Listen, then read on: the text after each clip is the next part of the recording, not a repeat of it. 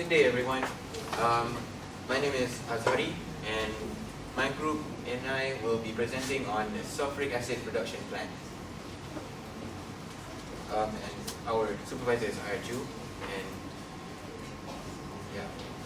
so we'll be going through an introduction of what sulfuric acid is, literature review for the properties, for the technologies that exist in the production of sulfuric acid, a flow sheeting process that we have in constructing a base for the plant, the heat and material balance for the heat and material balance in the HYSYS simulation, the cost estimation for running the plant and getting the revenue, sustainability in terms of ensuring that what we run does not compromise or does not harm the environment or reduce the harm, and safety and loss prevention.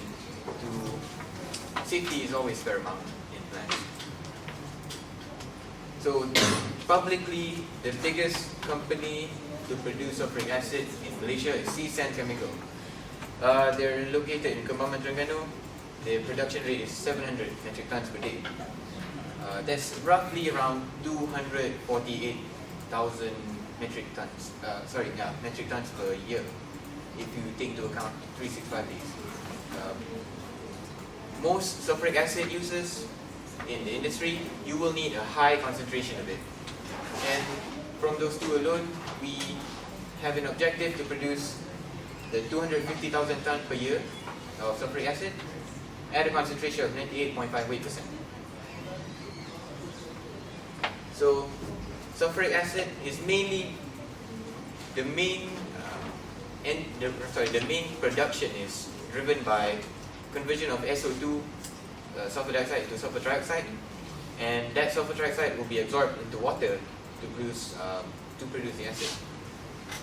So it should be noted that this operation can be ran at atmospheric pressure, although if you mix water with sulfur trioxide alone, it will be very exothermic. Contact process uses that. Contact process is one of the main operations in producing sulfuric acid, whereby the contact here refers to acid is contacted with the sulfur trioxide to make the acid more concentrated, and then you dilute it to the grade that you want. Lead chamber process is an archaic process. The concentration doesn't go up to more than 70%, and it uses nitrogen oxide. And regeneration of spent acid is another worthy and attractive option. It can regenerate acid it can restore acid concentration up to 98% and above. But impurities are present, and that's something to keep in mind. So generally, contact process is consistent. It's very well known. The heat energy that you get from the process, it's very easily recoverable. It's in a very high range. But the feeds, it will have tail gas, depending on the concentration of your sulfur and your sulfur dioxide. Lead chamber, it can function in low temperature ranges, so it's safer. But the low concentration of acid, the recovery of heat, it's like in a low temperature range, around less than 400. And even to this day, even though it's one of the first reactions discovered to produce sulfuric acid, it's still not well understood. So regeneration of spent acid, it is really great because sulfuric acid, you can't just really dispose it anymore. The same can be said for most chemicals. So an option where you can regenerate the use from spent products is always an attractive option. But if we're talking waste, it could be a lot of unknowns in there. The impurities it could be very sporadic. So your plant needs to be it should be designed to deal with a lot of type of impurities. So due to that, from all these options here, contact process is the most attractive since it's well established. The type of sulfur, so the things that we need to look out for if we're talking contact process. the type of sulfur feed that you use, the drying of the air, catalytic conversion from SO2 to SO3, and the absorption system itself when you use acid to produce sulfur, when you use the acid to absorb more of the SO3 to produce acid. So here are just some of the options. Contact process itself is a technique, and there's a lot of branches to it. DCDA is a very common technique. In fact, it's the best available technique. Pressure contact process, it's similar, but it just runs at a higher pressure to aid further conversion in the to have better conversion of SO2 to SO3. DCDA with metallurgical gases, that one is again same with DCDA. It's just that you don't the sulfur feed that you use is from ores, so you're gonna have gases that's very different properties that you need to design specifically for. So yeah, metallurgical, depending on the metal that you use, the plant could be entirely different how it's designed. And single absorption contact process, this one is old and no longer legal, for the lack of a better word, because it just does not remove SO2 well enough. It doesn't consume all the SO2 well enough. So the pollutant will be like really highly concentrated. And lastly, it's wet catalysis process, where you don't dry the air. So DCDA is chosen because it's simplest and it's an established process, so it's a bit easier to deal with relative to other processes. So the main things to control here are the tail gas emission, because a big problem statement for for sulfuric acid plants is to remove completely the SO2, the sulfur dioxide. You don't want any of that remaining in your plant. You want all of it, most of it, to be consumed, not because it's economically viable, not just that rather, but also because having it in the atmosphere is just not something that's allowed. And acid strength is something you also need to watch out for, because demand changes. It's typically and practically, a plant cannot really operate at a steady production rate year long. It will vary, and based on demand and since we're using dry air, also the climate conditions. So how the plant operates, it can affect the acid strength. So there's a small diagram there showing with more presence of water, it's actually more corrosive, because activity of the acid is promoted. And control of moisture, as I said before, we use air as one of the materials. So air has vapor in it, especially in Malaysia where it's a lot of really humid. So whether we want to run it in continuous or batch, it depends on a few factors. One of them is it's really high temperature. It runs on really high temperature, this plant, over 1000 Celsius. So if you want to run that in batch, you cannot sustain that in a very economic fashion. Product variability must be avoided, because you want the SO2 to consistently be low. You don't want it to fluctuate too high or too low.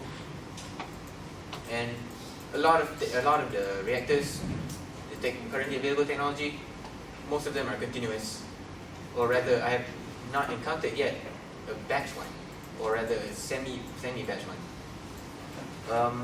And multiple reaction steps are present. From you burn the sulfur feed to get the SO2, you convert SO2 to SO3, and the SO3 you absorb into acid. So it's multiple reaction steps. Batch processes do not deal with multiple reaction steps very well, since you have a lot of time delay between each to plan out for, since batch is time-based operation. So based on all that, we run on continuous. So here is just a simple diagram of the material flow. Sulfur is sulfur is the main feed, and it will be oxidized in air, rather combusted in air to produce SO2 cleanly, because we don't use metallurgical gas. It's quite clean sulfur. A small portion of it will react with nitrogen. Because it's a really high temperature process. There's going to be some nitrogen oxide produced as runaway, but it's very insignificant. Catalytic conversion, where the SO2 under the presence of catalyst, it will form SO3 and some heat as well because it's exothermic. And the sulfur trioxide will be absorbed in the acid, or rather, it will react with the water within the acid to really strengthen the acid some more. And after that, you dilute the acid with some water to return it to the grade that we require. And of course, from the absorption itself, some unreacted SO2 will discharge. So the reaction synthesis, we start with, the main reaction that we look into is the catalytic converter, the middle one here. Since these two, they're control-wise, or rather, the product is mainly based from here. So typically, it's 4 beds of converters, and for DCDA, we run 3 in series, 1 after the absorber. Here's just how the equilibrium curve for the reaction works. If you run isothermal, you can have not maximum, but really good conversion. Adiabatic, you just let it run the temperature on its own, but it will reach a point where you can no longer have any more, so you have to cool it down before you can convert any more SO2 to SO3. So, as I said before, increase the temperature, you go past the equilibrium point, you're gonna reverse the reaction. You decrease the temperature, you can allow yourself to have more conversion. So, here is how it works in the double contact process. The first bed will react SO2 with SO2 and oxygen, you get SO3 until this point. How do we control it to reach this particular point? It's up to your concentration since the curve itself is a representation of the equation, or the chemical equation of the sulfur trioxide production. It's based on your initial concentration of SO2 and O2. So it's adiabatic, the process. We let it run, we let it rise temperature, we cool it, and we repeat that until we have the desired conversion, at which point we should have 99.8%. So I mentioned already, the reaction is reversible.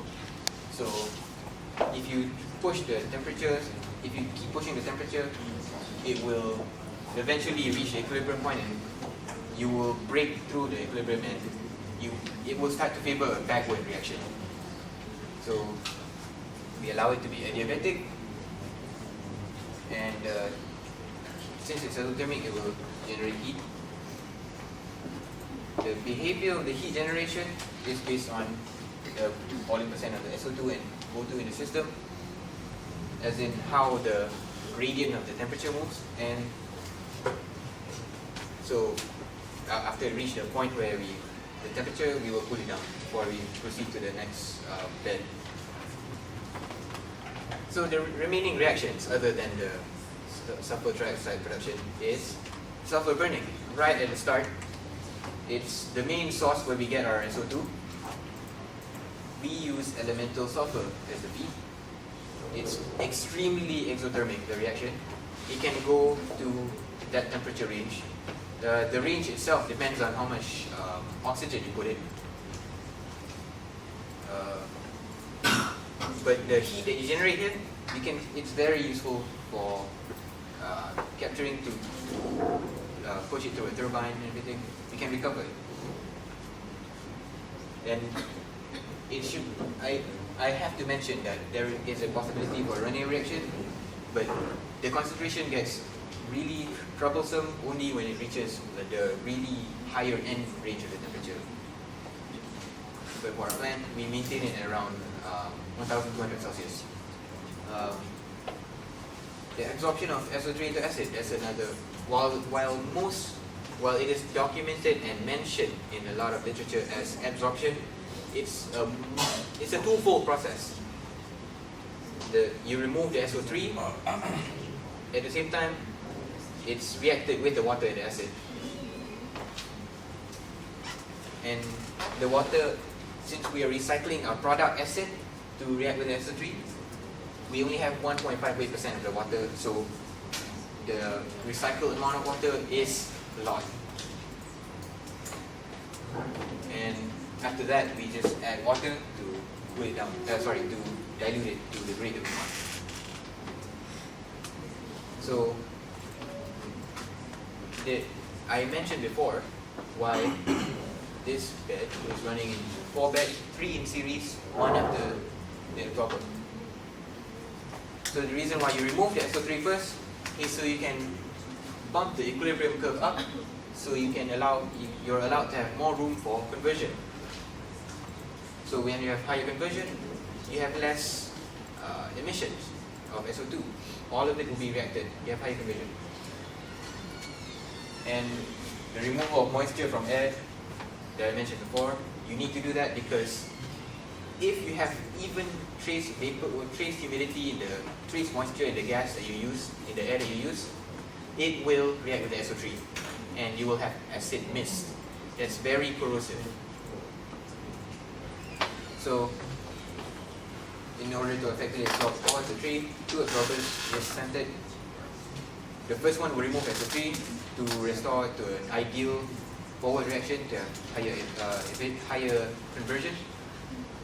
The second absorber will absorb remaining SO3 from the 4th bed, so you can have effectively that much percent of SO2 removal, and also use rather, since we convert the SO2 for use into SO3.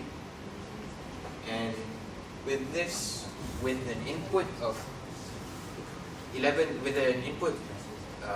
air of 11 volume percent, 11 volume percent SO2 and 10% O2, we will end up with around 400 ppm.